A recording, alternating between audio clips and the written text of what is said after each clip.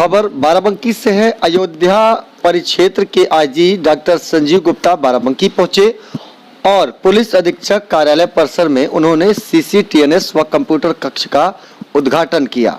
उद्घाटन के दौरान उन्होंने कंप्यूटर कक्ष पहुंचकर यहां प्रभारी और कंप्यूटर ऑपरेटर पुलिसकर्मी से विस्तृत जानकारी भी ली है।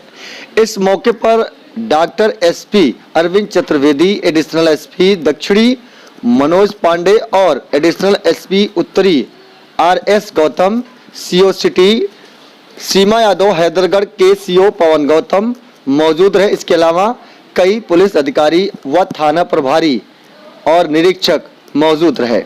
आईजी डॉक्टर संजीव गुप्ता करीब 3:40 पर पुलिस अधीक्षक कार्यालय बाराबंकी पहुंचे, जहां महातत्वों द्वारा उन्हें सलामी दी गई।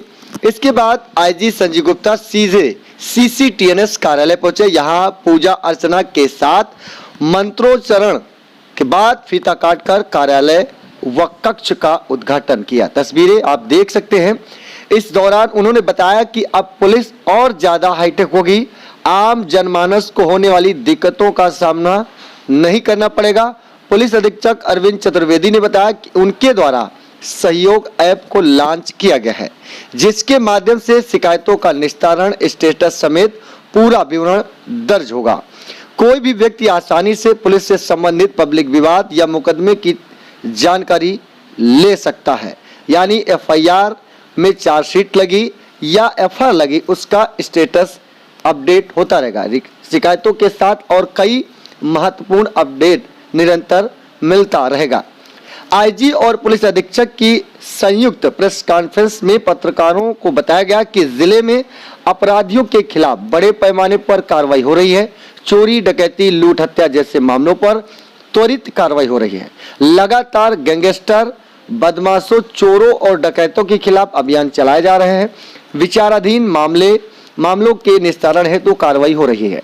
इसके साथ गुंडा एक्ट व अभ्यस्त बदमाशों को चिन्हित कर उन्हें जेल भेजा जा रहा है। पिछले कई महीनों से चोरी की बड़ी वारदातों का खुलासा करते हुए भारी तादाद में मोटरसाइकिलें भी बरामद की गई हैं। मार्फिन तस्करी करने वाले तस्करों के खिलाफ भी कड़ी कार्रवाई की गई है। इसके अलावा शराब माफियाओं के खिलाफ महाअभियान शुरू किया गया है, जिसमें गैंगस्टर एक्ट की कार्रवाई सुनिश्चित थी, उसकी भी शुरुआत किए जाने की रणनीति बनाई जा चुकी है। महिलाओं, बच्चियों तथा छात्राओं की सुरक्षा के लिए जिम्मेदारी तय की जा चुकी है और आगामी पर्व जैसे नवरात्र, दुर्गा पूजा, चेहल्लुम, दशहरा मेला तथा दीपावली पर्व को लेकर भी पुलिस ने रणनीति बनाई हुई है। बुधवार अर्थात 30 सितंबर को बाबरी विध्वंस के फैसले को लेकर भी तैयारियां की गई हैं। भारी तादाद में पुलिस बल, पुलिस जवानों की तैनाती सुनिश्चित की जा चुकी है। सामाजिक एकता की मिसाल को कायम करने के लिए आपसी भाईचारा हेतु जिम्मेदार नागरिकों को बुलाकर वार्तालाप की जा रही है। आईपीएल सट्टेबाजों को ट्रैक करने के लिए जाल बिछाए जा चुके हैं। जुआरियों, सट्टेबाजों को तत्काल गिरफ्तार कर उन पर नकेल कसने की समय समय पर कार्रवाई होती रहती है। आईजी संजीव गुप्ता ने यह भी बताया कि थाना स्तर पर आम जनमानस के साथ अच्छा बर्ताव और व्यवहार न होना यह चिंताजनक विषय है, लेकिन इसे भी सुधारने के लिए समय समय पर दिशा निर्देश दिए जाते रहते हैं और दोषी पाए जाने वाले पुलिसकर्मियों को दंडित किया जाता रहता है। पुलिस की छवि को सुधारने के लिए लगातार प्रयास किए जा रहे हैं। पत्रकार वार्ता के दौरान आईजी संजीव गुप्ता ने भी बताया कि मंडल स्तर पर माफियाओं पर कड़ी कार्रवाई की गई, साथ ही 9 करोड़ 28 लाख रुपए की संपत्ति के जब्तीकरण की कठोर कार्रवाई भी की गई है। पुलिस विभाग द्वारा कई प्रयास किए जाते रहते हैं, जिससे जनता में पुलिस के प्रति अच्छा संदेश जाए। लेकिन आपको बता दें कि पुलिस विभाग द्वारा अधिकारियों के अपने अलग अलग विचारों व जनता को संतुष्ट करने की हर तरह के प्रयास कर उन्हें जागरूक किया तो जाता रहता है। उनकी समस्याओं के निस्तारण भी किए जाने के प्रयास होते रहते हैं, लेकिन इन सभी पहलुओं पर तभी पुलिस अपनी मेहनत को 100% अमल में ला पाएगी जब जनता जागरूक होगी। जनपद में इसी तरह से तत्कालीन पुलिस अधिकारियों द्वारा इस तरह के प्रयास पहले भी किए जाते रहे हैं। सीसीटीएनएस कार्यालय का उद्घाटन हुआ। उससे आम जनमानस की सुनवाई और उसकी मदद के लिए आने वाले दिनों में अच्छे स्तर पर परिणाम दिखाई देंगे। और अब आपको सुनाते हैं कि आईजी संजीव गुप्ता जी क्या कह रहे हैं, आप सुनिए।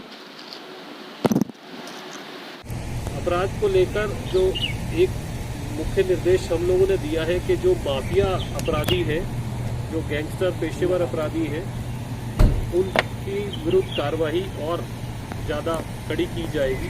उनकी संपत्तियों को चिन्हीकरण करना एवं उनका जब्तीकरण की कार्रवाई कराने के लिए निर्देश दिए गए हैं, ताकि उसमें कड़ी से कड़ी कार्रवाई हो सके।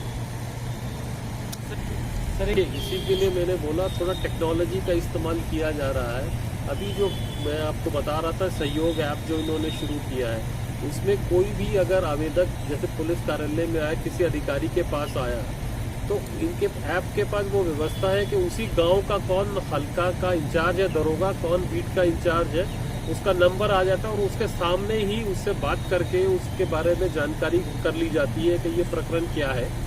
जो सही तथ्य एक तो उसको अवगत करा दिया जाता है, उसके साथ साथ उसमें अगर कोई कार्रवाई अपेक्षित है तो वो भी हल्का इंचार्ज को उसी दिन बता दी जाती है, उसमें वो कार्रवाई होती है।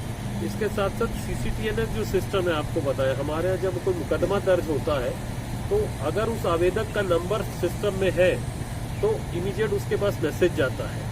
उसके साथ साथ इनके यहाँ जो सहयोग ऐप का दरोगा है वो उस आवेदक को फोन करके बताता है, भैया तुम्हारा मुकदमा दर्ज हो गया है, अब आपका विवेचक ये है, इससे बात कर लीजिए। अगर उसमें मेडिकल होना है तो मेडिकल का भी उसको बता देता है कि भैया 2 दिन में तुम्हारा मेडिकल नहीं होगा तो आप बताइएगा, और फोटोज ये लोग मंगा सकते हैं।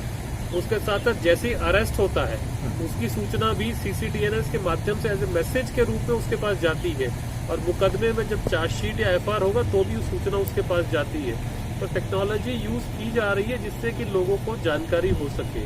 और जैसा मैंने कहा कि अब व्यवस्था है कि आप किसी भी समय किसी अधिकारी को भी बता सकते हैं, और जहाँ कहीं किसी थाने की अगर कोई समस्या रहेगी तो जरूर कार्रवाई भी की जाएगी उसमें। देखिए, परिक्षेत्र स्तर पर हम लोगों ने माफिया को चिन्हीकरण के निर्देश दिए गए थे, तो लगभग सभी जनपदों में मिलाकर हम लोगों ने 60 माफिया अपराधी चिन्हित किए थे।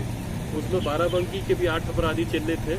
उन 60 अपराधियों को चिन्हित करते हुए हम लोगों ने लगभग 47 अपराधियों के विरुद्ध गैंगस्टर एक्ट की कार्रवाई की और उनका संपत्ति जब्तीकरण करा। अभी तक करीबन मंडल के अंदर 9 करोड़ 28 लाख की संपत्ति का जब्तीकरण हम लोग करा चुके हैं। और आपने सुना होगा कि अम्बेडकर नगर विशेष रूप से एक बहुत बड़ा माफिया खान मुबारक और एक अजय सिपाही जो अजय कुमार सिंह, उन 2 बड़े माफियाओं की अपराधियों की हमने संपत्ति को जब्तीकरण किया है। और करीबन 60 लाइसेंसेस हमने असला उनके निरस्त कराए हैं। 50 लोगों की हिस्ट्री शीट खोली गई है, और निरंतर और उनके जो साथी हैं उन सबको भी आइडेंटिफाई करके उन सबके विरुद्ध भी कड़ी कार्रवाई सुनिश्चित की जाएगी।